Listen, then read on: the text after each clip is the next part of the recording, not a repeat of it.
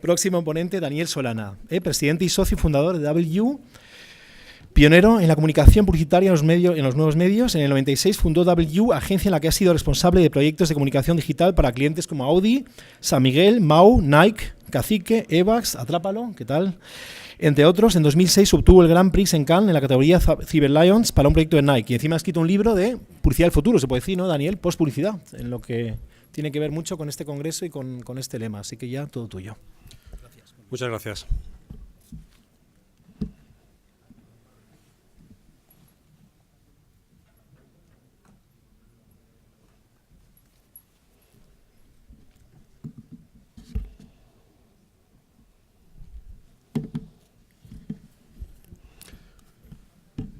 Gracias.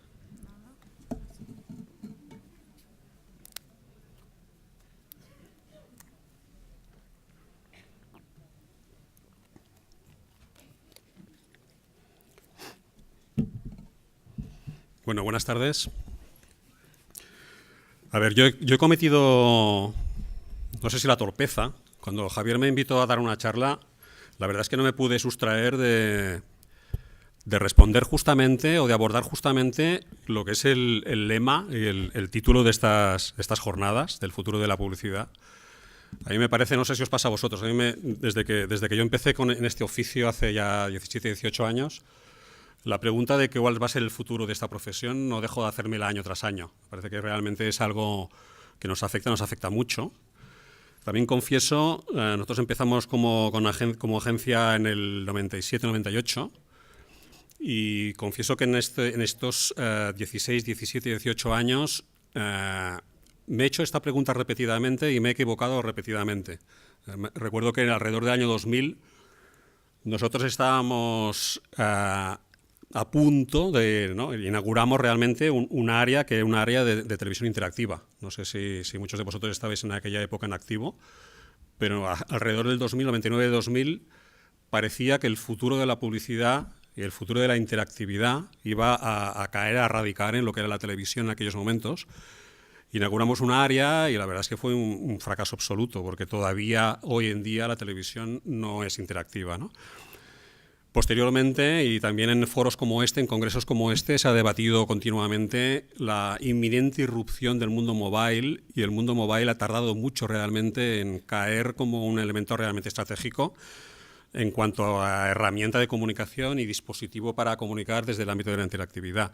Durante todos esos años, si me hubieran preguntado, hubiera dicho que el futuro de la publicidad, el futuro inminente de la publicidad mobile no acaba de suceder hasta hace relativamente poco tiempo. Con eso quiere decir que realmente es difícil responder a esa pregunta. Es una pregunta que seguramente todos nos hacemos, es una pregunta que nos afecta a todos nosotros, estemos en el área del anunciante, seamos agencias o estemos en la periferia de lo que sería el mercado de la publicidad, pero realmente nos afecta. Yo diría, y me gustaría compartir una reflexión con vosotros, yo diría que lo que nos sucede es que cuando nos imaginamos cuál puede ser el futuro de la publicidad, es como si miráramos fijamente el futuro a los ojos, tal vez nos deslumbra mucho todo lo que está sucediendo en este mercado. Yo lamentablemente no he podido estar aquí esta mañana, he llegado hace un ratito y sí que se hablaban en el rato que yo he estado aquí de lo que son las tecnologías, los nuevos dispositivos, los datos, ¿no? Y al final todo eso me da la sensación que nos deslumbra, ¿no? Es como si miráramos ese cielo alumbrado de lo que es el futuro, intentáramos fijar nuestra vista lo más lejos posible, pero lo que vemos son estrellas fugaces, ¿no? Mi sensación es que lo que vemos son estrellas fugaces. Hay una otra forma de mirar, ¿no? Y es, en vez de mirar al cielo e intentar visualizar qué es lo que nos depara el futuro, es mirar al suelo. Este es el suelo de mi jardín. Yo tengo un pequeño jardín en mi casa muy descuidado y se produce un fenómeno curioso, que es como un reto para mí constante, y es que como no me puedo dedicar demasiado, crecen las malas hierbas, y las malas hierbas, por mucho que las arranque, luego vuelven a florecer, ¿no? Y lo que sucede, y a mí me sirve como de ejemplo y de metáfora, es que existe como una raíz por debajo de lo que es el subsuelo, que es un rizoma, que al final lo que hacen es sobrevivir a lo que serían los tallos que uno pueda arrancar. Me da la sensación de que el mundo de la publicidad está sucediendo un poco eso, y que en congresos como este lo que hacemos es fijarnos en esas estrellas fugaces o fijarnos en los tallos. Cuando realmente donde deberíamos fijarnos, si queremos saber cuál es el futuro, dónde nos lleva todo esto, es en los rizomas, en lo que es en las raíces. Esto es el rizoma, bueno, las plantas con el tallo y esa raíz que une unas y a otras, ¿no? Es decir, si yo pienso, ¿no?, cuál puede ser el futuro de la publicidad, más que analizar lo que cambia, que son los tallos, más que arrancar esos tallos y fijarnos en ello, lo que hemos de ver es aquello que sobrevive en los cambios. Yo siempre, cuando me preguntan cómo empecé yo en esta profesión, siempre pongo un ejemplo, y es que era en el 95-96 y había un proyecto que era casualmente un jardín virtual, y en ese jardín virtual se realizaba en una universidad australiana, y en esa universidad australiana lo que hacían era colocar webcams por encima de ese jardín y te daban la posibilidad como usuario de mover esas webcams, escoger un trocito de ese jardín, un fragmento de ese jardín y lanzar allí una semilla.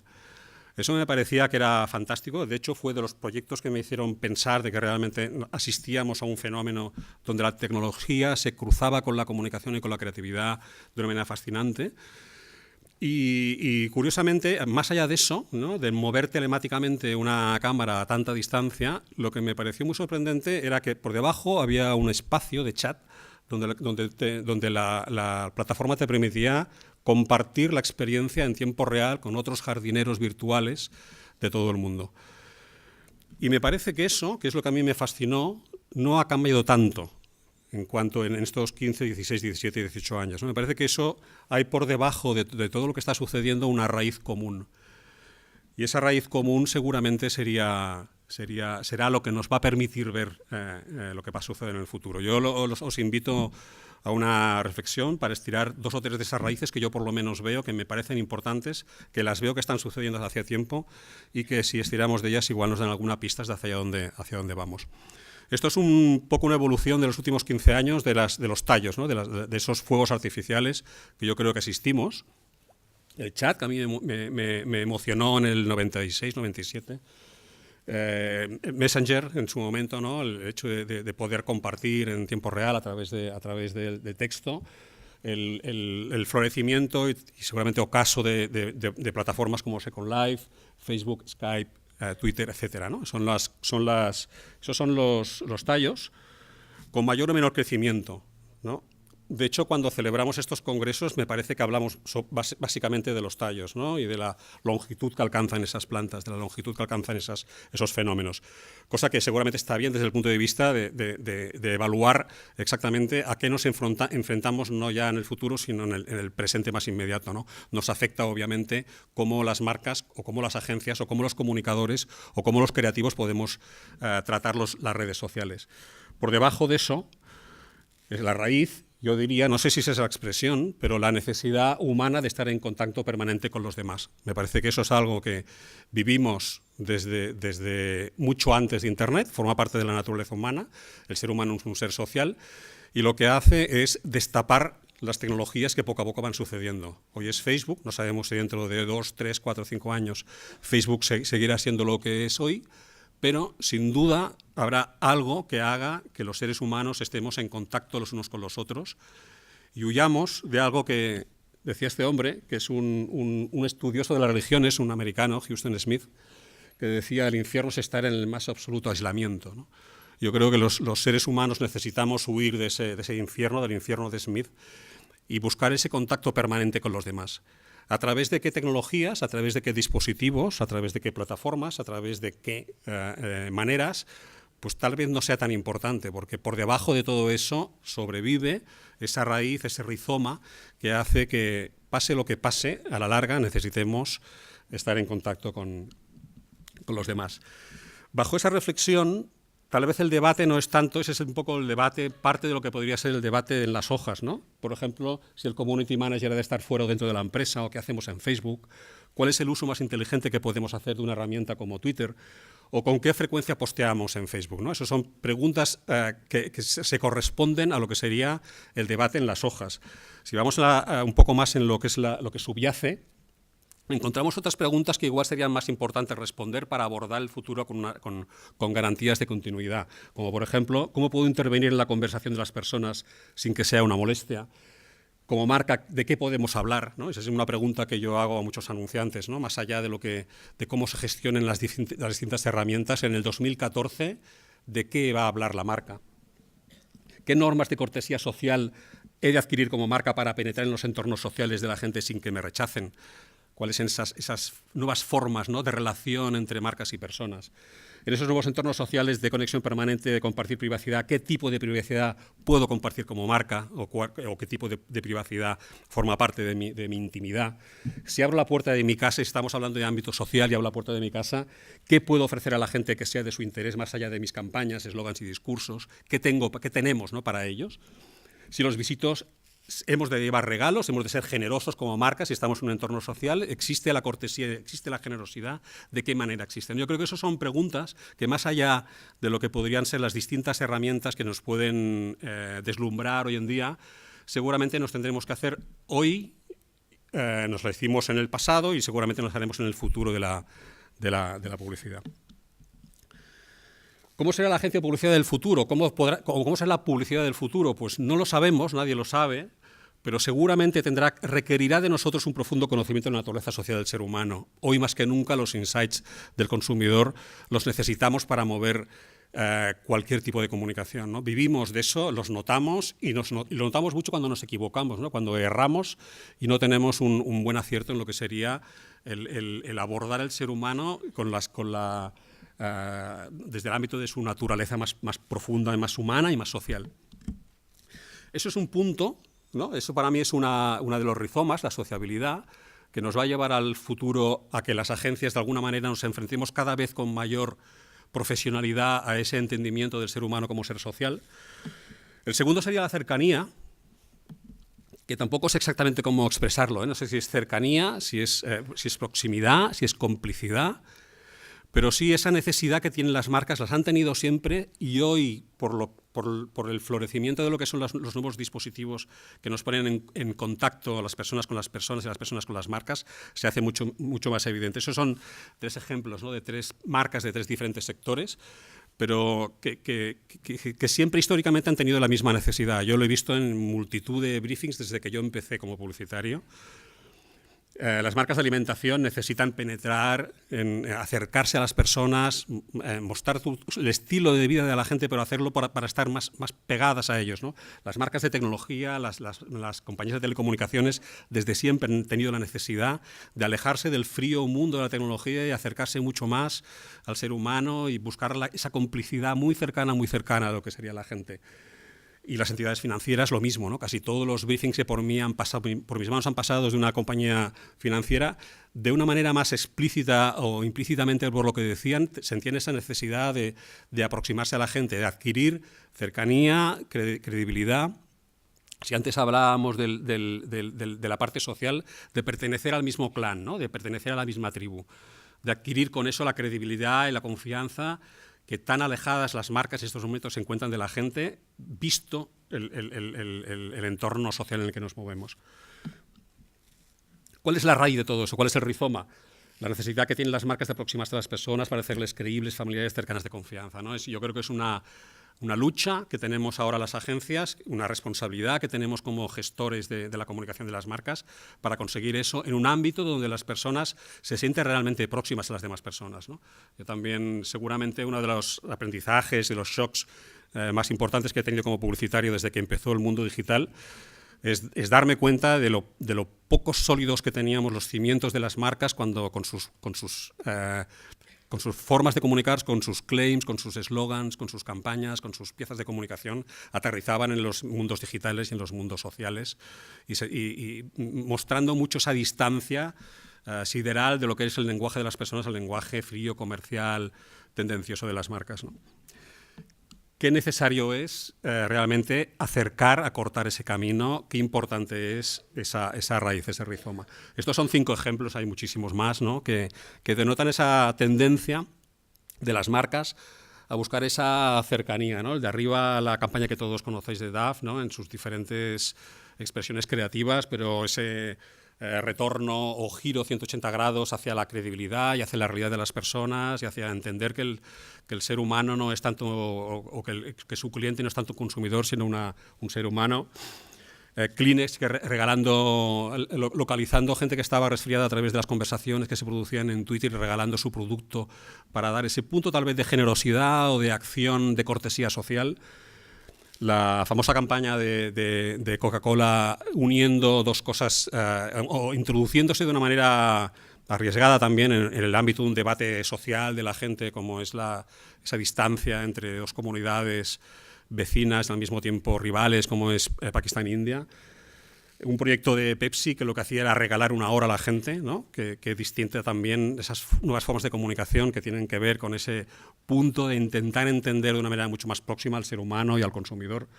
O la campaña de Bodyform, donde respondió la compañía creando un vídeo a las quejas de un usuario que les apelaba en cuanto a la falta de credibilidad del tratamiento de lo que sería la regla de la mujer, ¿no? Diciéndole: me he pensado durante toda la vida de que por vuestros anuncios el mundo de la regla femenina era un mundo fantástico, donde las chicas podían salir a montar a caballo, nadar y pasárselo bien. Ahora me doy cuenta de que nos habéis engañado. ¿Por qué nos engañáis?, le decía este usuario, y la compañía respondió montando un vídeo con cierto humor, cierta ironía, pero buscando ese punto de proximidad, hablando de tú a tú al consumidor de una manera muy distinta a como hasta ahora hablaban las marcas.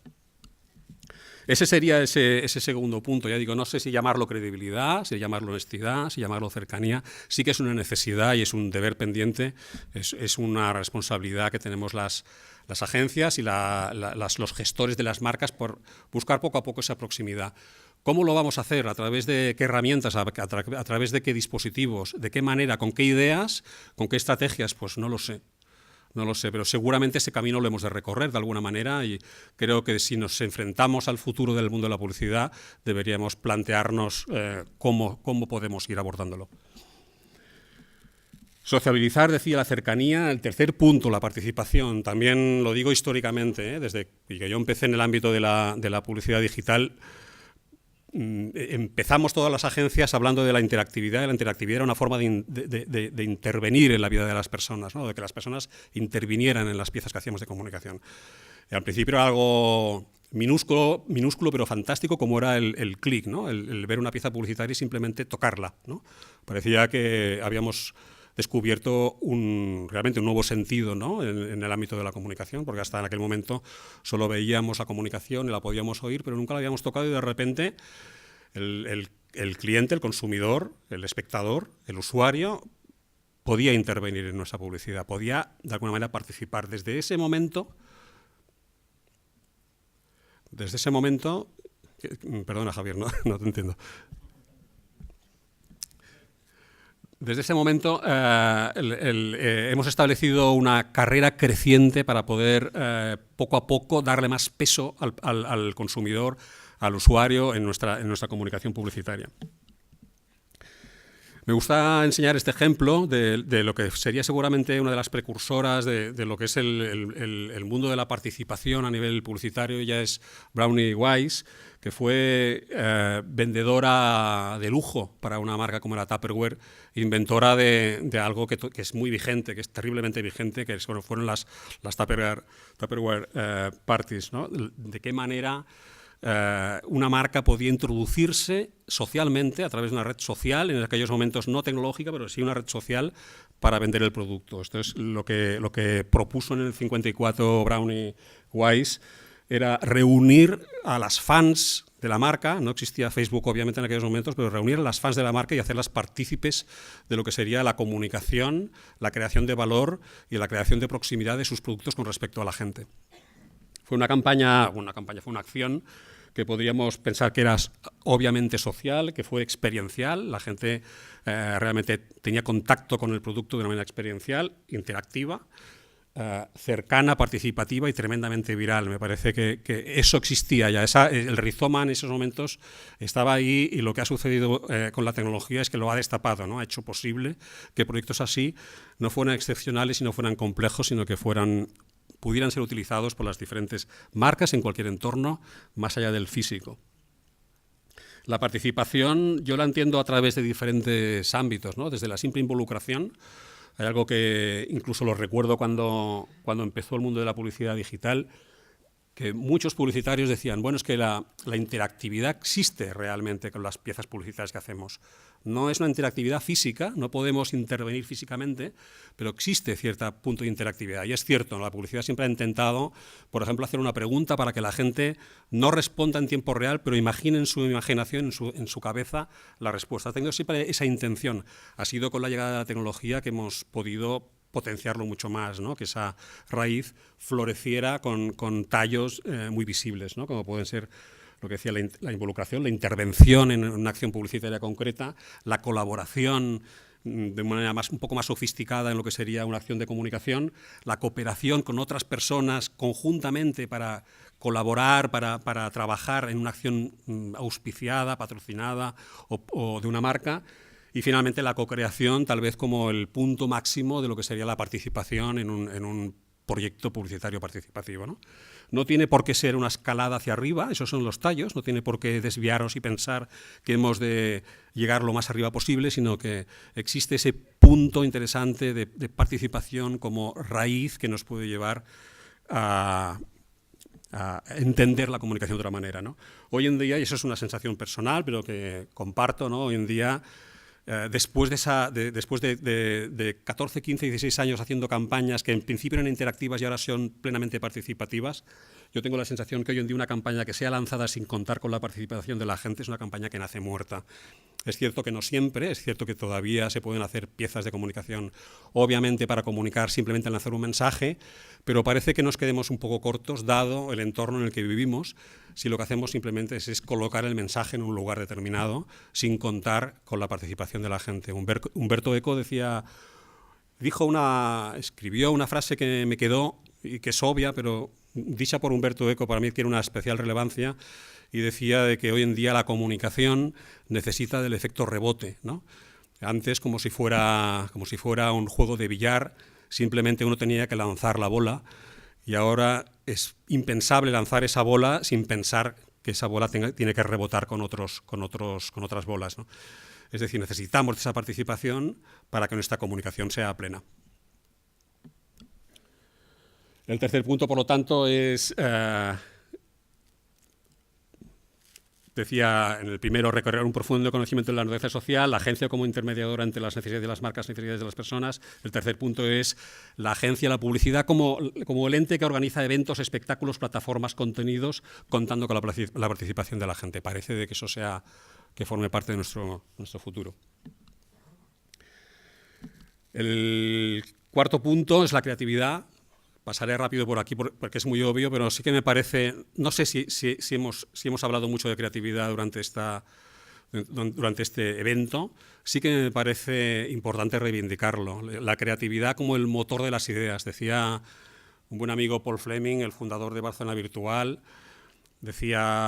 dijo en una exposición algo que me pareció relevante. Decía, tal vez estemos en el siglo de las ideas. Tal vez estemos en el siglo de la creatividad, y es cierto, tal vez estemos en el siglo de las ideas, tal vez deberíamos debatir mucho más de eso, ¿no? En realidad, la creatividad, las ideas forman parte indispensable, fundamental de lo que es la comunicación publicitaria. Ha sido también una raíz que la arrastramos desde hace tiempo, ¿no?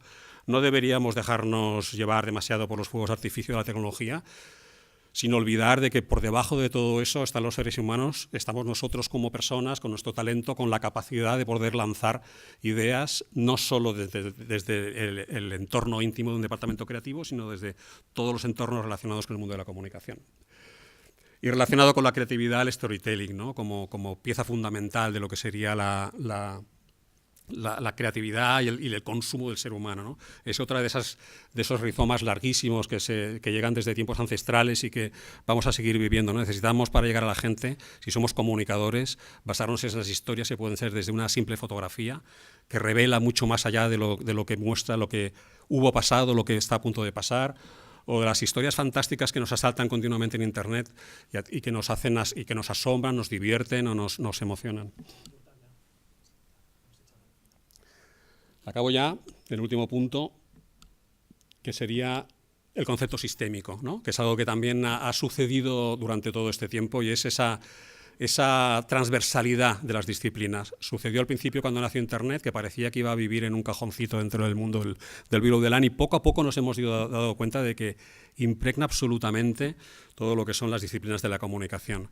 El concepto de sistema, no sé si lo conocéis, pero me parece interesante, lo lideró este hombre, un biólogo austriaco, a mitad del siglo pasado, del siglo XX, Ludwig von Bertalanffy, y lo que hicieron era unificar alrededor del concepto de sistema una serie de disciplinas que no tenían nada que ver, ¿no? Se pasó de repente de orientar el mundo del conocimiento, el mundo del pensamiento humano, que provenía del mundo de las ciencias puras, de la física y de la matemática, que la biología adquiriera una relevancia especial, y el sistema como un organismo vivo o pseudovivo se convirtiera en el fenómeno central. Eso está sucediendo en estos momentos en la publicidad en cuanto al entendimiento de lo que sería la campaña como un sistema interrelacionado absolutamente con todo, ¿no? Es verdad que es complejo, es verdad que es sumamente complejo, pero es nuestra realidad cotidiana, ¿no? Esto es la definición de sistema, y podría ser la definición de una campaña, que es una totalidad organizada, constituida por elementos solidarios que no pueden ser definidos más que por la relación que mantienen entre ellos y que conforman un todo único cuyas propiedades no son atribuibles a una simple suma de las propiedades de cada uno de los elementos, sino a su concepción global, integrada e interdependiente. Es lo que está sucediendo en el mundo de la comunicación, en cuanto a que cada una de las disciplinas del mundo de la comunicación forman parte de ese sistema, ¿no? Es lo que sería la definición de campaña. Y acabo ya aquí. Esos son los 5 puntos, 5 raíces, 5 rizomas, que yo creo que definen ese horizonte o ese subsuelo, que es lo que subyace en el mundo de la comunicación, en el mundo del marketing, en el mundo de la publicidad en el que nos encontramos, y que seguramente tirando de ellas nos pueden dar pistas sobre cómo se puede construir la nueva comunicación, cómo se pueden construir las nuevas formas de publicitarias, cómo se pueden construir incluso las agencias de publicidad y el sentido de los departamentos de marketing de las marcas. Eso es todo. Muchas gracias.